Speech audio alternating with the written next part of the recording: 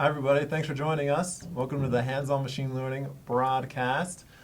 We're excited to have some guest speakers today, but I'd like to welcome you to Mike Massenduno. Hey guys, thanks for watching. Levi, great to be here. We've got a great guest here. Yeah, Joe Smith. Smith. Joe, say hello. Hello. Hello, everybody. And then we'll have Christine Lundeen joining us today. Christine, do you want to say hello? Christine, Beautiful. can you say hello? Hello. Sorry, No. And where are you based, Christine? I am in Washington State in the Tacoma area. Great. Well, we'll be talking about a Washington State-based hospital today and a heart failure readmissions. But first, we've got a short little intro, and then we'll go into the mailbag and in the news. So we've got a quick bit of both. You know, if you're watching, you can log into YouTube to make sure you chat. We want to keep this interactive, so you can keep your questions flowing. Levi will make sure that he's going to help out and make sure that we answer them. And then go to the website healthcare.ai, and up in the upper right you'll see you can subscribe to the broadcast, you can subscribe to the blog, get updates, join the community, join the Slack channel. We can keep the discussion going all week. So thanks for the great participation so far. Levi, what's in the mailbag? Yeah, thanks for joining, guys. And as we go through this, like Mike said, please keep the interaction coming. Hop in the chat and let us know your thoughts. We're excited to talk about something super practical today and want your feedback. In the mailbag today, we have a couple great questions came from the community this week. First off, someone asks, we have knowledge of EMR data. We get that. We understand that this is in databases and we can access the tables, but no experience with AI or R, so how do you get started? Fantastic question. I feel like a lot of folks at Health Catalyst and around the community ask that all the time. Yeah, it feels like that's kind of the point healthcare is at, Yeah, we get SQL, we can do some of that. How do we start with machine learning? How do we start in R? And as a simple plug, we would encourage you to go to healthcare.ai and click on the packages link. So at a high level, if this is the first time you're joining us, what these packages do is they help you get started with machine learning on your data. And Joe will be talking to us a little bit about how he did the same thing on his data and built an awesome heart failure readmissions model. So the idea is check out that packages link. It'll point you to R Python. R is a little bit easier for newbies, so click on that one and you'll see some fantastic docs or documentation that will tell you exactly how to get started working with your data, which is what this is all about. You're able to do stuff with the data you work with day to day. So fantastic question. So that's really good. And then, I've been hammering the use case in every interaction we've had. So, you have to make sure that the question you're going to be answering is going to be a relevant one and is going to solve a problem. So before you dive into the ML, make sure that there's a reason you'd want to do it. One thing that I found when I started this journey process, when I was introduced to Healthcare AI, I had zero experience in R. Like, I'd never opened R. I think I went to a class maybe before. I did some in school a little bit, but nothing like really practical. And so I was a little nervous going in, just, hey, how complicated will this be? But I logged onto the site, and it literally is a step-by-step. Like, they have like example code, like copy-paste. I'm like, okay, so I copy-pasted, and it's just amazing how much plug-and-play it really is. And that's something that was really nice for me. It's amazing. I swear we didn't pay him for that. That was ad hoc. That's what we like to do, though. Copy paste, like practical examples. So here's something you can put it on your machine today and do something cool with. So that's the idea. Mm-hmm. Thanks, Joe. Thanks, Mike, for that. So great questions. Keep them coming, both in the Slack channel and the chat, by email. We love them. Second question is from Jonas. Is it possible to generate a prediction with a confidence attached to it? Great question. For example, if I want to know if I should flag a positive case for manual review or not. So let's say we're generating predictions with Healthcare AI. Which ones do we need a manual review, or can you even tell that? Mike, you had some thoughts on this. Yeah, I did. So, your predictions, we use this generate AUC function in Healthcare AI, and you can do, you can get a nice visual representation of what your prediction might look like. And you can say, you can choose a cutoff using that generate AUC function, you can choose a cutoff that'll say, oh, 95% of predictions above this cutoff are correct. So, maybe you could use that group as a no manual review needed.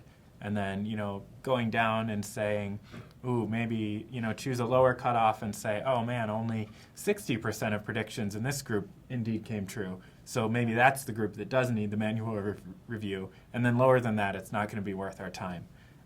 But you can't really get a confidence interval attached to a probability. Yeah, it's tricky. It's tricky, Or but not even possible. yeah. But the AUC thing, that's a way you could be more confident in whether or not a certain data point needs a manual Yeah, that's review. a great point. So, for example, you could make your high risk patient set a little bit more less exclusive, I guess. You're throwing more people in there to make sure that you're catching folks that are, highest risk, and then maybe a little bit lower risk than that. Yeah, No, that's an awesome solution. great. Great solution. Okay, so 2 mailbag questions. That was from Jonas. Keep them coming. We love the interaction, and we'll keep doing this each week.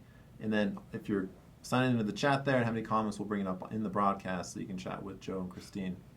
Yes. So we had some of the news articles. We want to talk about those. Yeah, there's a couple really quick ones. I didn't want to spend too much time on them, but I thought it would be interesting to say that Facebook AI research just released a new machine translation neural network architecture that's based Wow. on a convolutional neural net.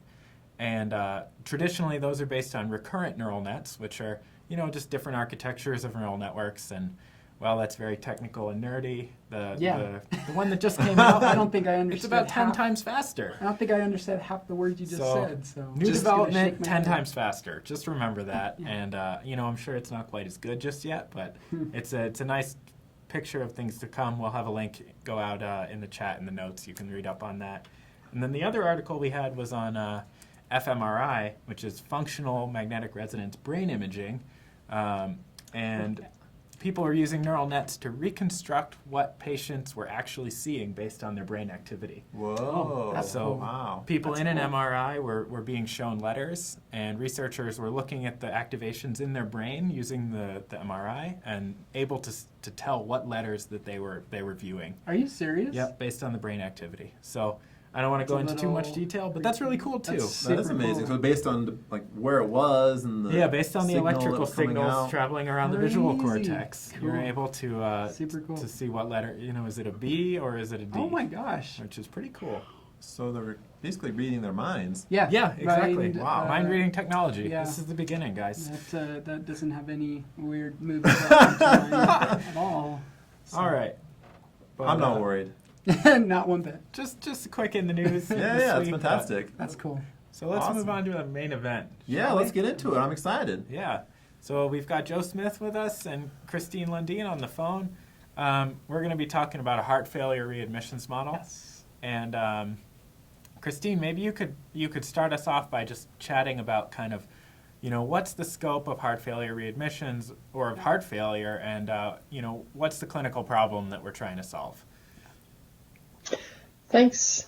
So the clinical problem we're trying to solve is the issue of our heart failure readmissions, as Mike said, and we want to know as soon as the patient comes into the hospital, what is their risk for readmission 30-day all-cause after they leave. So we really wanted to find as many variables as we could to help predict that event as soon in the stay as we could, so that providers would, first of all, know who their heart failure patients are while they're in the hospital. That's often the first biggest challenge is knowing who they are. If you do, then you can obviously intervene with tested interventions. So the second problem is then knowing who's going to come back. And so Joe and I work closely together to identify those variables and to answer that scope of that question, really, who's heart failure, who's coming back. Yep. Okay. So it's kind of a two-part question. you said who is heart failure, so Yeah. that in itself is a problem. You Yeah. have to define the cohort really well. Right. Yeah? Yeah, who's in the hospital? And like, best case scenario with this, day one, a patient enters the hospital. Day two, we have a prediction saying, hey, you have X percentage, or hey, you're highly likely to be readmitted within 30 days. So in the case of kind of a high use or a high probability of being readmitted patient, how does the clinical staff interact with that? Or, in an ideal world, how would the clinical staff adjust their methods? Maybe that's a better question for Christine. I don't know. Sure. Christine, did you want to take that? Yeah, I think our first step, since this is new to our hospital, the first step is just to expose that prediction score to the providers to make them aware that, hey, we're able to identify the patient and even provide you with a prediction so that you can focus your clinical interventions on those patients. The clinical interventions are obviously going to be patient-specific, but we know in terms of follow-up post-discharge, there are a number of interventions recommended in current literature that we can apply to the patient. So again, first step is just getting it in front of the providers. Absolutely. Great. Yeah. I had just a quick preliminary meeting, just like a 15-minute meeting with Brian, just the head of the heart failure at the Washington-based hospital. And he said exactly that, Christine. We want to get it in front of these providers. We want to get it in front of them as soon as possible, possibly even like a closed loop thing instead of as kind of limiting that delay as much as possible, so we can get that predicted score out to providers so they can actually take action on that. I mean, we're literally going to try to hand them, hey, this is what's going to happen in the future. Yeah. Every provider is worried about their patient. Hey, are they going to be readmitted or not? And they want to prevent that. It's all about improving healthcare. So. So how many patients does this kind of model see or affect or have the potential to impact? So when we were developing it, we were looking on the last few years worth of data, I think 3 years worth of data, and there was about 69,000 patients that fell within our criteria. There's a lot of criteria that CMS deems as, yes, this patient is quote unquote eligible to be, if they're readmitted, it will, they fall within those criteria. So 69,000 patients over the last 3 years is what we, really looked at to see, hey, let's train our model on these patients and see, going forward, maybe at a given time we have X number of active patients, we can then get a score on those guys. So that's kind of a nice segue into the data, actually. So how many tables did this come from, roughly? Yeah. You had to do all the data wrangling to get it ready for machine learning. Yeah.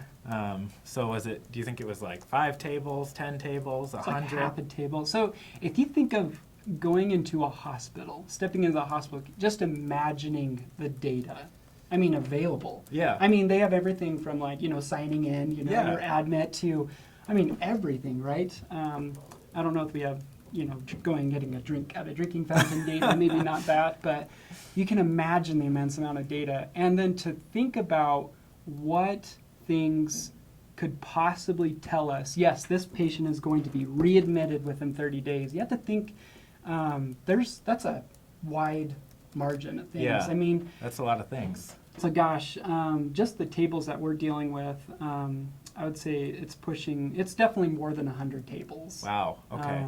That we're looking at.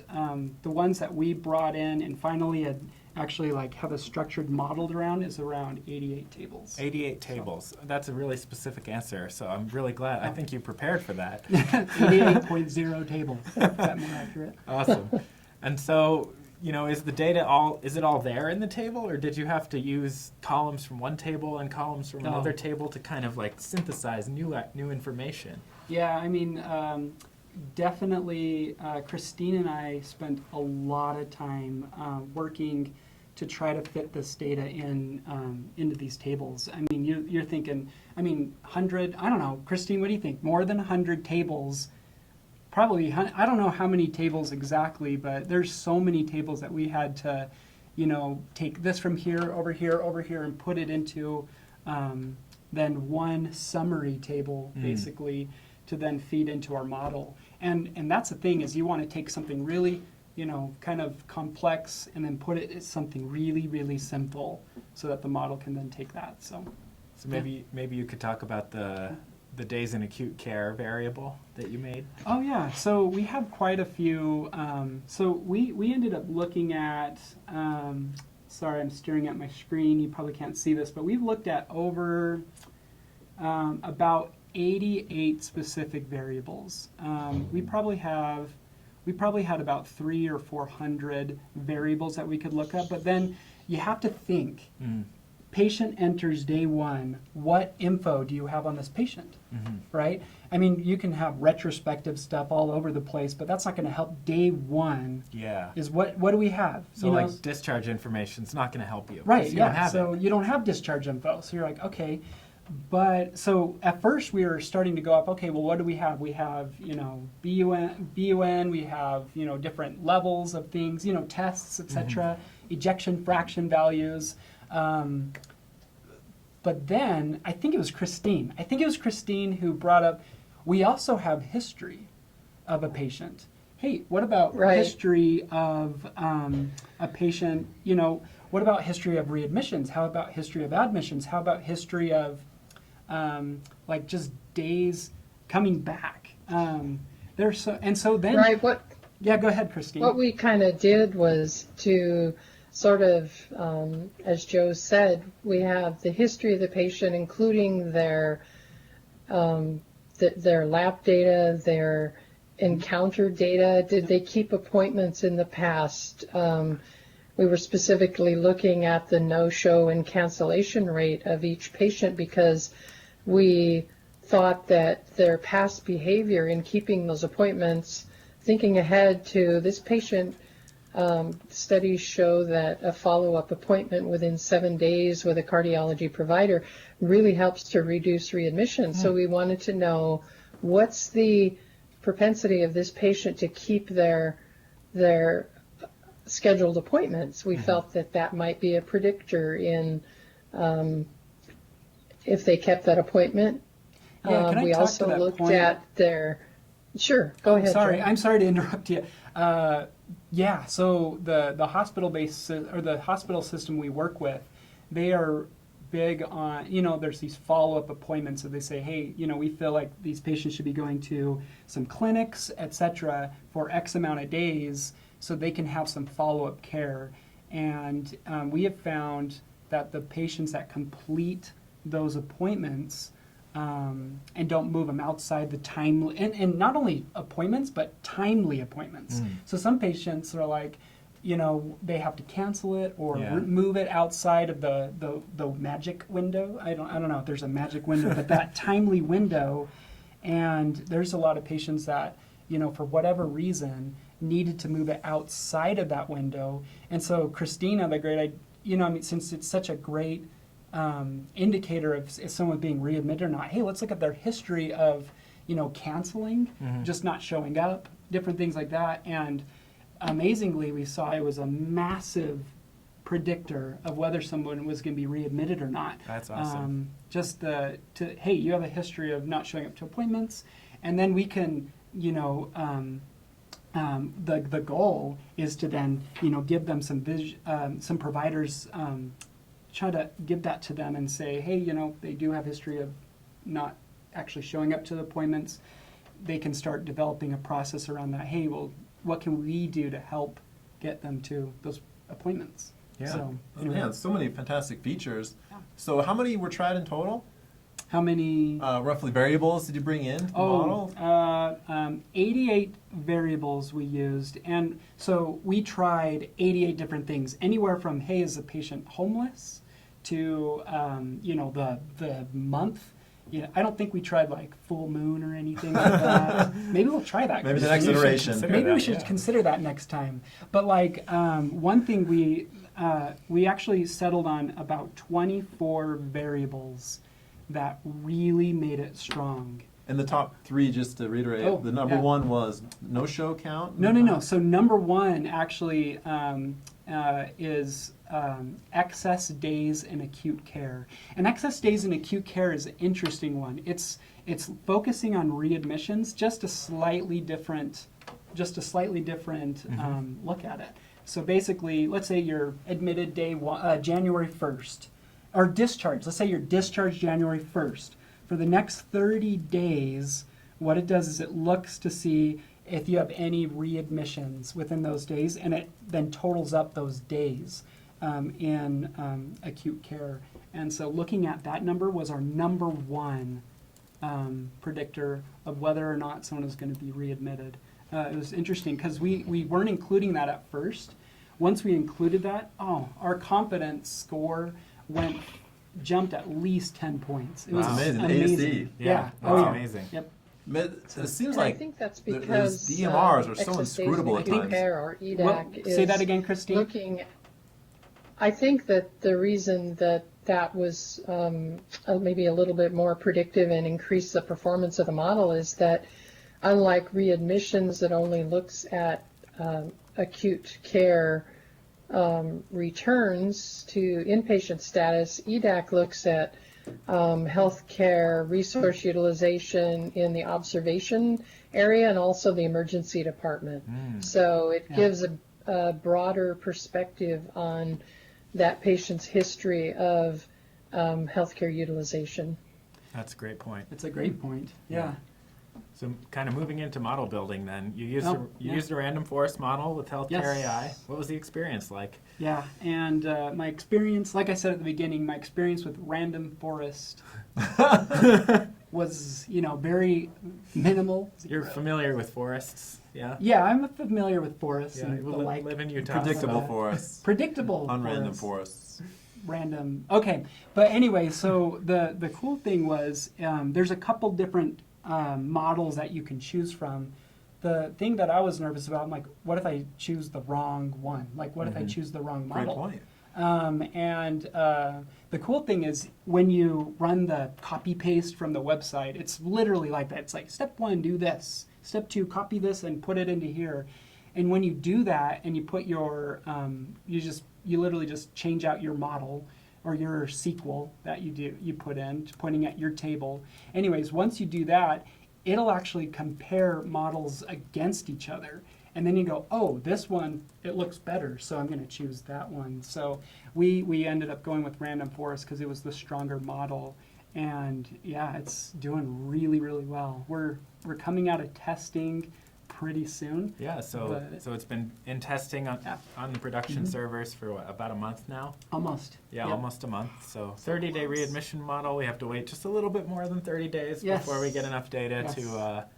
to see how it really performs in the wild, as we say. In the wild forest. How's it looking so far? I don't want to hold you to any. We won't quote you on this, but is it Well- looking good, or you can just give a general picture? Yeah. Are you recording me at all? We are, yeah. Oh, okay. So I'll try to be. So far, so what I tried to do was kind of categorize. So let's say, so what happens is you send you run the model or whatever, and it gives you a result. The results kind of look like this. It has the patient encounter, anyways, and then it gives you a predicted probability number, like 0.84 or 0.09. So like between 0 and 1. Yeah, between 0 Okay. and 1. Yeah, you're right. So like 89% chance or 1% or whatever. Anyways, so I try to categorize those. Just Okay. on my side, just try to categorize, hey, if they're above, 0.6, let's say. I'm still working on the cutoff numbers, but Uh-huh. we'll call it a severe case. Like they have a severe chance Okay. of being readmitted. Severe, then maybe high chance, maybe medium chance, low, very low. So you can kind of stage the patients differently based on their scores, or at least give recommendations on how to stage them based on those scores. Yeah, exactly. And it's kind of interesting because the results that we have coming in are, those patients that have been categories in the severe category. Wow, I'm replicating my words. Anyway, so those patients are being currently readmitted at a 84%, 84 or 85% readmission. We're getting a high correlation of those that are saying, yes, you're going to be readmitted. They're actually being readmitted. That's amazing. And the window is still open still a little bit. Yes, So we could even do better. we could do better, yes. Well, Can't do and then, but not only that, so the opposite, the very low, it's a 0.09% readmissions. okay. Less than 10. Less than 10. Yeah, is it 10? Yeah, carry the one. Yes, so it's just amazingly low. So it looks like both ends are working. Yeah. And then the middle categories they feel like they're, that's the right readmission rates for them. Great. So anyway. It's fantastic. We're so excited Yeah. for this, Joe. Yeah. Appreciate you helping out, and Christine You as saw well. it here first. I think this is the best heart failure readmissions model in existence. Well, I'm yeah. gonna just say it. It's I'll say it. preliminary results, This- but we're very excited. Yeah, very promising. Okay, so just props to, because I feel like we've had a lot of assistance in this. Christine is almost magical. She is so amazing just with her clinical background and just being able to think through really what is going to cause someone to be readmitted. Having that clinical, someone that you can partner with that has that clinical background and can really think through things. Just have that discussion with yourself. What can really cause this person to be readmitted? Yeah. Was super enlightening. And then, okay, and I don't want to plug too much, but I'm telling you guys, the healthcare.ai was so easy. It was so easy. And it was really cool because at the beginning I was quite nervous and hesitant. I was eager but hesitant, just because petrified, stupefied. Is that the quote? But it just made it easy, like just step by step. And You're too nice, Joe. You're too nice. Yeah. All right. Well, look, we got some chat here coming through, and some people have asked. Okay, well, you're getting the probabilities coming back for a person's risk of readmission. Have you noticed the top variables? So Yes. Just Yes. for some context, we try to provide some prescriptive context about that person and say not only why are they high risk, but what are the variables that are driving that high risk. So have you noticed those three columns at all? Yeah, absolutely. So the excess days in acute care comes up a lot. History of readmissions comes up a lot. And I think the other one was... That's funny. In the no-show model, we see history of no-shows being really important. Yeah. It's almost like if you do one thing, if you do it wrong once, you're likely to do it wrong again. Very connected. Yeah, but anyways, those are a couple of the tops. It was just kind of interesting. Yeah, and we're working on new features for Healthcare AI such that in the future, this guidance will be based on what a clinician can actually modify. So right now we just surface the top three most important factors, but in the future will be things that they can actually change about the person. You can't make a person younger, I guess. Sadly not. Medicine hasn't figured that one out just That's yet. right. And then another question from the chat was, how long after admit is this guidance available? After admit, okay. So the coolest part is so it's on a delay. Our data warehouse is on a lag. So the idea is the patient's admitted day 1. Day 2, we have results. That's amazing. So, yeah. Wow. So So we've it's seen- pretty much. So let's say their stay is, let's say it's 5 days, 6 days, 10 days, whatever. We're going to update that prediction score every single day. So let's say there's a certain, level, that comes in, like, hey, glucose level or whatever it is, then hopefully a provider can go in and make do something right there. So like new lab results will Yeah. get used in the new predictions. Correct. New That's lab great. results will be updated every single day, and so they can see. And I've actually followed the prediction scores for a patient every single day, and they do change, and it's really interesting. So That's So fascinating. Trending. Yeah, watch Yeah, out for there you trending. go. yep. Beautiful. Well, So- fantastic stuff today, guys. Yeah. Great work. Christine, do you have any other comments? We appreciate you joining us. We appreciate your expertise. Oh, Christine can't hear you. That's right. Forgot about that. Christine, do you have any other comments before we sign off here? It's been great having you. I don't, but this has been a great discussion, and I only hope that you guys can glean something from what we shared today. Thanks. I certainly think we will. And thanks so much for participating. Joe, thanks a lot. It's been Yeah. great having you. Oh, it's You've been fun. you've done some awesome work, and I'm glad we get to share the world. what Thanks, you've done. Joe. thanks, world. No, just kidding. Thanks, guys. I appreciate it. And be sure to subscribe, like the channel. We'll interact with you on Slack all week, and hope to see you next time. So thanks, everybody. Thank you for joining us today. Remember to like, share, and subscribe, comment below, and click the links below to join our Slack channel and our Healthcare AI community.